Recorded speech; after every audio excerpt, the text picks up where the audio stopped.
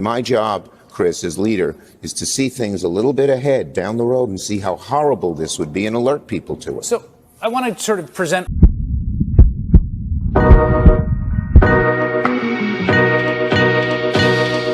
So I wanted to go over this conversation that was being had with Chuck Schumer because that will lead into another discussion that was also being put forward with Jasmine Crockett in regards to this exact same ordeal with the CR. So, for a while, people have been asking Democrats to do one thing. Show that you have some sign of life. Now, with Simone Sanders lashing out or being serious or joking about leaving the Democratic Party.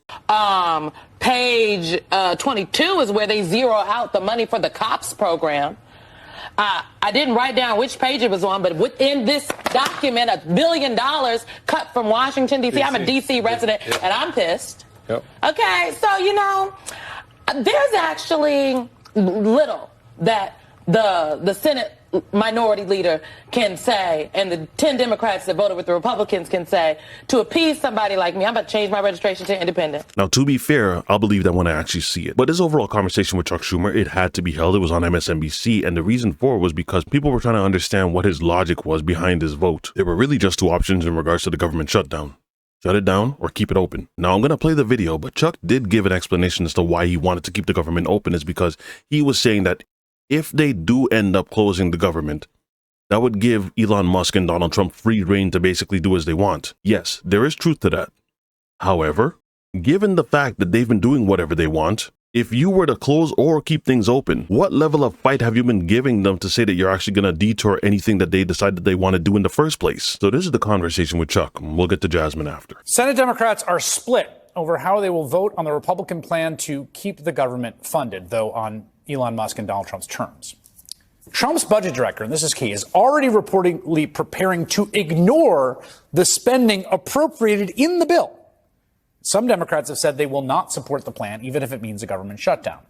But Senate Democratic leader Chuck Schumer of New York says he will support the vote basically to get the bill in a position to pass and to keep the government open. For sure, the Republican bill is a terrible option.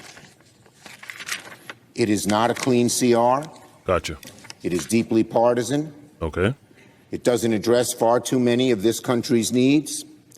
But I believe allowing Donald Trump to take even much more power via a government shutdown is a far worse option. But if you kept things open, again, the question is, what have you done so far to show them that you are actually a viable opposition? What have you actually done to deter them from any decision that they wanted to make? And Senator Chuck Schumer joins me now. Senator, thank you for joining us. My pleasure. Let's just start on this. I think there are a lot of people watching this right now who are confused about this decision, or upset by it. So just spell out, just give me your logic, particularly on this sort of on the one hand, on the other. What is the cost you see to the constitutional order of a shutdown that isn't already being done now? It's a dramatic cost. Here's why, Chris. Under a shutdown, it is the executive branch, in this case Trump, Musk, Doge, and Vogt, who's head of the OMB, who we all know are authoritarians, vicious, nasty, who would have sole control over what is funded and what isn't. They get to determine what is a, quote, essential service. And they will just cut to smithereens, far greater than in the CR bill, which is a lousy bill, far greater than that, what could be funded and what couldn't. And there's no recourse. You can't go to court. This is a decision totally in the executive branch. And so it would be devastating. Why is it that Elon Musk and Donald Trump want a government shutdown? So they can take control of the government and do their vicious, horrible things. They could cut. This has to be a joke. They already did that. What are you talking about that they haven't already done? The control of the government, they've already done that. Ask whatever they want, they've already done that. Almost make the opposition party look like if they're not even a party that exists anymore. They've already done that. They've cut funds, they've done that. They've fired countless amounts of people. What have you done to stop that? Half the government, they could tell employees you're not essential and never bring them back, permanently firing them. It's a disaster. And in a few weeks, if there was a shutdown, everyone would be complaining and howling. Why did they eliminate SNAP? Why did they cut so much of Medicaid. But they could do all that on their own. That's the problem. There is no check on them with the shutdown. That's not to say this CR bill is a good bill. It isn't. It didn't have any safeguards in it. Yeah, we heard that part. But it would be much, much worse to have a shutdown. And my job, Chris, as leader, is to see things a little bit ahead down the road and see how horrible this would be and alert people to it. So I want to sort of present two arguments on the other side. One of them is that it was quite, and I hear you on this. This is not an easy call. I want to be clear. I mean, I don't think it is, but, you know, the AFG union, which is the largest union representing federal workers, they won a big victory today in federal court about those probationary employees who were fired. They came out against the CR, which really surprised me, right? These are the people that seem to have the most skin in the game on precisely the terms you're enunciating. And they said, the fact that this CR has no protections that will actually be followed means that we can't support it. If the people whose livelihoods are on the line say you cannot go along with this thing, why are they wrong? Let me just expand on what he just said. The AFG Union, the American Federation of Government Employees, since these terminations have been going on, they've been suing Donald Trump and been taking victories left and right. And because they know they have legal ground to stand on, they've been advising, do not give Trump and Musk more money, but also don't just cave to them. Where in fact, they're really ready for the long haul fight. Even so much as telling Schumer that if need be, you need to shut things down. Be ready for that. They actually wanted him to vote to shut things down. So what Chris is trying to get at is if they're willing to go the distance with you and they have the most skin in the game and they have the most to lose, why are you making decisions against the will of your own constituents? They came out against the CR, which really surprised me, right? These are the people that seem to have the most skin in the game on precisely the terms you're enunciating. And they said, the fact that this CR has no protections that will actually be followed means that we can't support it. If the people whose livelihoods are on the line say you cannot go along with this thing, why are they wrong? I understand why they're so upset with the CR, but I disagree with them because the shutdown would be worse for their employees. They could just eliminate huge portions of government workers automatically. They could eliminate programs automatically, which they can't do on the CR. The CR has certain spending, and they can screw around with it, and they will. These guys are sons of guns. They're going to do everything they can to hurt the government. You know what they've talked about. Elon Musk, this billionaire who cares nothing about taking people's Social Security away, this guy says that he wants to cut $2 trillion out of the federal government. Please push back on that. Please push back on that. What are you afraid that they will do that they are not already currently doing? A shutdown would allow them to do it. And here's another point, Chris. There's no exit ramp. Anyone who wants the shutdown, I've asked them, well, how do we get out of it? Guess who it's up to get out of it? Donald Trump, Elon Musk, Doge. So it's it's two bad alternatives. And I respect people who actually don't want it, vote for the CR. It's awful. But with the alternative being a government shutdown, that's even worse. So here's the other sort of way that I've heard people phrase this, right? Democrats don't control any part of the government. Right. So there's not a ton of leverage. The one thing they have leverage is in the Senate where you need a filibuster-proof majority on a cloture vote. That there's essentially an unconstitutional assault on the government right now. And I think you would agree with that, there right? Is. An assault on the constitutional These guys are the worst, and we got to fight them every step of the way. As we say in Brooklyn, every step of the way. But look, Russ Vought is already telling people, but he's telling people on the floor, we are not even going to listen to this CR. This is a piece of paper that we will impound and rip up the moment it's passed. I'm going to pause right there for a second, okay? This is Democrat fighting.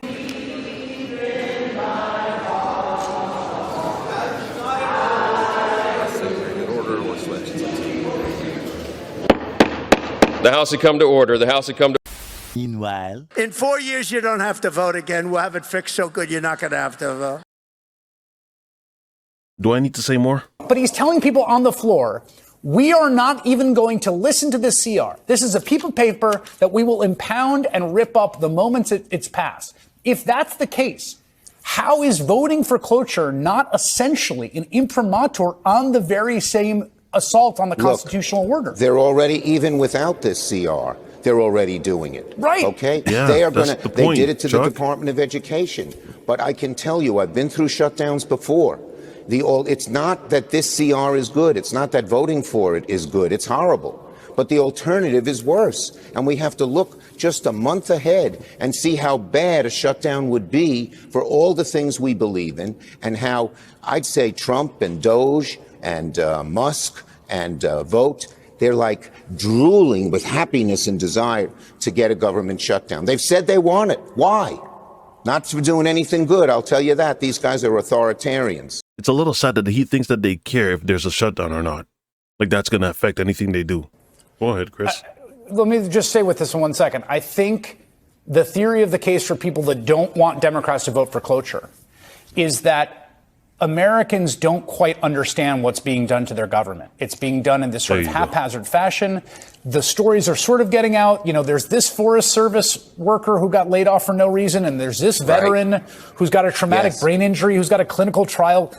But the shutdown would be a way of actually calling the question. And here's what I would just offer.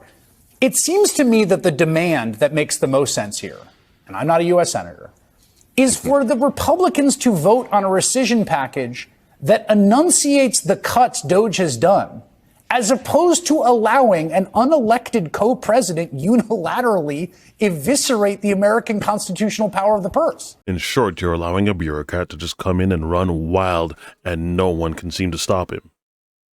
That's basically what he's saying. Line is the Republican Senate is in total obeisance to Trump. They're not going to oppose him in any way. But neither are you. Chuck, that's the problem. Neither are you. I don't think he gets that. He really does think they're doing stuff. You can't be this dumb. They're not going to oppose him in any way. But if they allow Trump to make the kind of drastic cuts that I greatly fear in a government shutdown, they'll be culpable as well. And make no mistake about it. Make no mistake about it. Why? Ask yourself again the question. Why does Musk and Trump and Vote want this? Vote already has plans on how to slash the government, far worse than slashed in the CR. Much worse.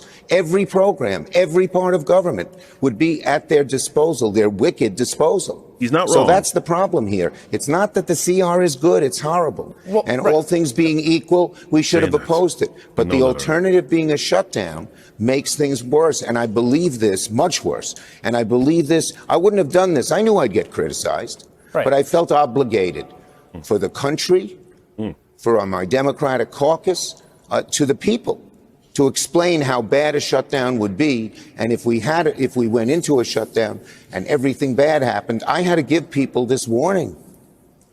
Can I'm going to just keep you for two more questions, if that's okay. One is a sort of question about strategy and dealing what I think you and I and many people watching this agree is essentially an assault on the constitutional order, and that it's this. Absolutely. The only thing they understand is meeting conflict with conflict. So if you look at Doug Ford in Ontario, who banged the table and said, "You're going to tariff us, I'm going to tariff you. We're going to put a surcharge on electricity," that the only thing that gets their attention, the only thing that gets them to back down, is meeting conflict with conflict. If you meet conflict with essentially managed retreat or strategic non-engagement, then they roll all over you. We are going to conflict with them on everything. On the tax cuts for the billionaires. They become a plutocracy, an oligarchy. On Medicaid. We have plans to conflict them with all of that. If the shutdown... Okay, Chuck basically goes about saying the exact same thing, but I want to get to Chris's last question. Final question about just an issue of intercameral strategy. I mean, the Democrats voted en masse against this in the House. They lost only one vote, Jared Golden in Maine. True. I've seen a lot of House members, and across an ideological range, interestingly enough, urging the Senate to filibuster this, saying, look, this is existential about whether we control the power of the purse or not. We cannot essentially sign off on this Doge unilateral arrogation of this power. Yeah, look, do they have it wrong? I supported what the House did to vote against this bill universally, but that didn't cause a shutdown. It's different. You know what the crazy thing is? When these guys are in the minority, they really almost seem like they don't know what to do. Très bizarre, non? And I knew people were going to disagree with me, but I felt so strongly that the shutdown would be the greatest. Okay, so now we get to Jasmine Crockett, who decided that she was actually going to respond back to this decision. No plan, no strategy, no message. That's a quote. That's how a Democratic lawmaker was describing the Democratic Senate vote with Republicans this weekend to fund the government with a Republican funding bill, averting a government shutdown. But there was virtually no fight and nothing achieved for Democratic priorities. This comes as our brand new CNN poll this morning shows that the Democratic Party's favorability is at an all. It's actually much higher than I thought it would be. I thought it was honestly somewhere around like 10% max, and that was being generous. So 29, not bad. Time low in this CNN poll. It's just 29% approval. That's a 20-point drop since 2021. Joining us now is a Congresswoman from Texas, Jasmine Crockett. Congresswoman, thanks so much for joining us. Appreciate you squeezing us in before you go to church. This has been a rough 72 hours for Democrats. I want to play some of what Democratic Senate Leader Schumer told me on The Lead on Friday about.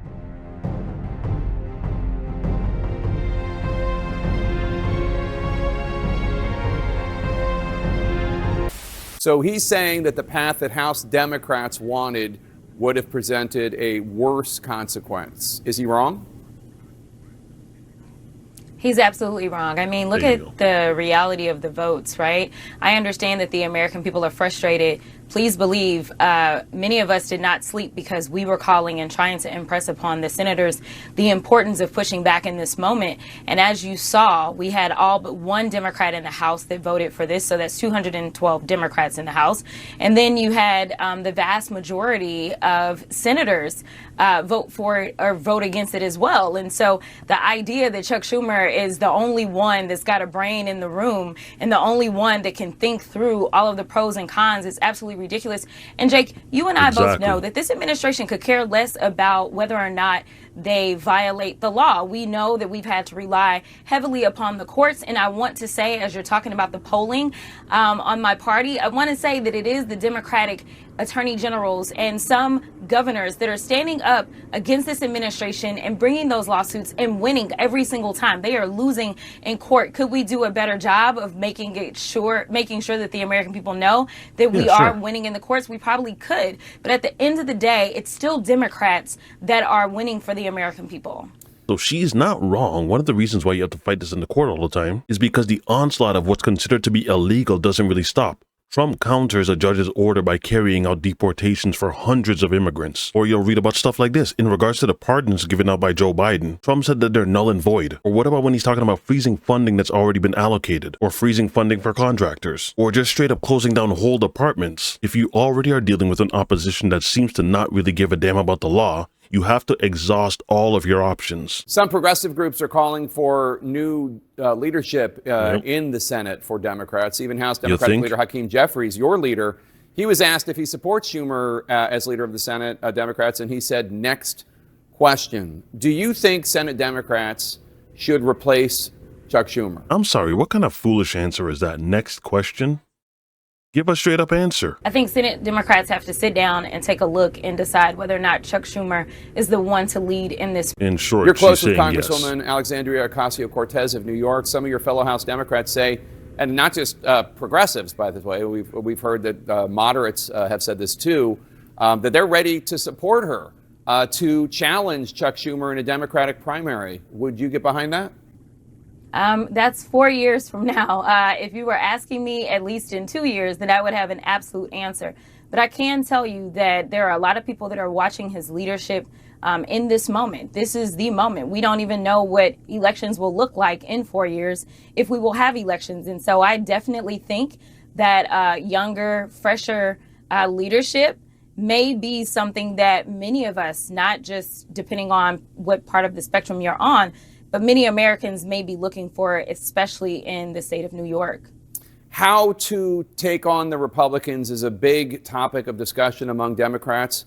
Last week, you were one of those who participated in a Choose Your Fighter video. It got some criticism online, including Democratic Senator John Fetterman called it bizarre and reportedly mocked it in the Senate hallway. I will say that your punching look better than some of your colleagues. It didn't. Fetterman has been criticizing your party for undignified. Don't ever do that again. I'm not mad. I'm just disappointed. I get why you were doing it. Yeah, it's to be comedic and whatnot. Don't do that again. Okay. When you have your party that's kind of pissed at you, doing stuff like this doesn't make them smile. It just makes it seem like if you have no clue what you're doing, you're wasting time. So yeah, don't do Smash Brothers. Okay, choose your fighter. Dignified antics and a sad cavalcade of cell phones during the president's address to Congress. What's your response to Senator Fetterman? He's not the one to talk about anything. I mean, this is a guy that doesn't seemingly want to own a suit. I'm not really sure. But I don't show up in hoodies when I'm going on the floor. And so the idea that you would say that we could not have a moment in which an influencer asked us to do this. Now, I'll be perfectly honest with you and tell you that when she asked me to jump, I said, did you ask my older colleagues to do this? Because I feel like you're picking on me because you think that my knees are a little younger. And I did not know who all was in this particular trend whatsoever. And I think that it is important that people see that we're real people. And even if that means that there's a moment to laugh, that's okay, especially since it seems like we're doing more crying than anything. But just know that we were not on the House floor jumping around at all, whereas Senator Fetterman is consistently walking around the Senate chamber, and he is walking around in such a way that they literally had to change the rules in the Senate so that he could walk around that way. So I just don't think that he's necessarily the one to actually have an opinion about this. Now, myself personally, I think Jasmine does a very good job. In terms of Chuck Schumer, you're trying to find a new enemy with an old sword. Doesn't work. So to put it bluntly, definitely new leadership is needed. Whatever your thoughts are, leave them in the comment section. If you guys enjoyed this video, don't forget to drop a like, and I will see you again on the next one. Be easy, y'all.